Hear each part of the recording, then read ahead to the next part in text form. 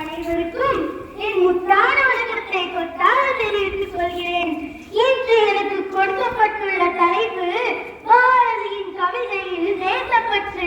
புரட்சி கவிஞர் மகாகவி பாரதியார் 1882ஆம் ஆண்டு டிசம்பர் 11ஆம் நாள் தூத்துக்குடி மாவட்டம் எட்டயபுரத்தில் பிறந்தார். இவருடைய பெற்றோர் சின்னசாமி மற்றும் லக்ஷ்மி அம்மையார் ஆவார். இவரது இயற்பெயர் சுப்ரமணியன்.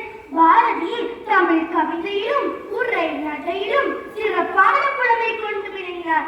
தம் எழுத்துக்கள் மூலமாக மக்கள் மனதில் விடுதலை உணர்வை ஊட்டியுள்ளார்.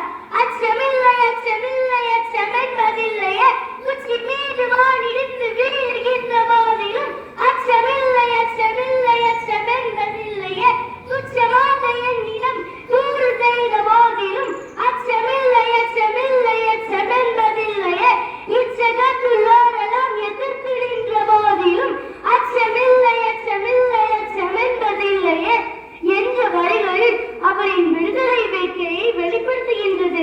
எட்டயப்ப நாயக மன்னர் அவருடைய கவித்திறனை பாராட்டி தலைமகள் என பொருள்படும் பாரதி என்ற பட்டத்தை வழங்கினார்.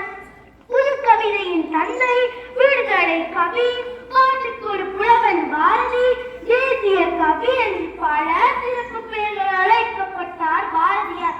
இவர் இந்தியா விஜயாஞ்சலி இதழ்களை நடத்தி விடுதலை போராட்டத்திற்கு பிடித்தவர். தன்னன் பாட்டுக்குரிய பாட்டு, பாண்டாளி கவதம் என பல நூல்களை எழுதியுள்ளார். தனி ஒரு மனிதனுக்கு உணவேண்டியதில் இந்த ஜகத்தினை அழித்து விடுவோம் என்று பாடியவர் தான் பாரதியார். தேடி சோழனிடம் சென்று பல சின்னஞ்சிறு கதைகள் பேசி மனம் மாறி துன்பமிக உணர்ந்து பிறர் பாட பல செயல்களை செய்து நரை கூடிக்கிற பருவம் எய்தி கொட்டும் கூற்றுக்கு இறை என பின் மாயும் பல வேடிக்கை மனிதரைப் போல நம் வீழ்வென்றிருந்தாயோ இந்திய நாட்டு விடுதலைக்காக பாடியவர் தான் நம் பாரதியார். சாதிகள் இல்லையை பாப்பா குல தாழ்ச்சி உயர்ச்சி கொள்ளை பாவை என்று சொன்னதோடு மட்டுமல்லாமல் அதை செய்து காட்டியவர் தான் நம் பாரதியார்.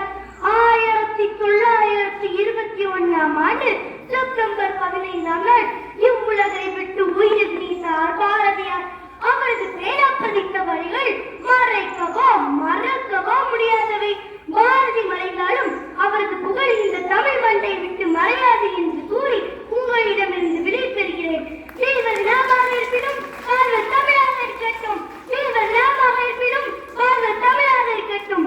நன்றி. ஜெயஹிந்த்.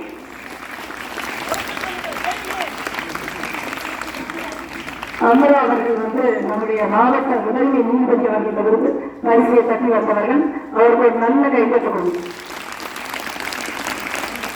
அவங்க நம்முடைய எஸ்எஸ்சி உறுப்பினர் அவர்களுடைய மகன்.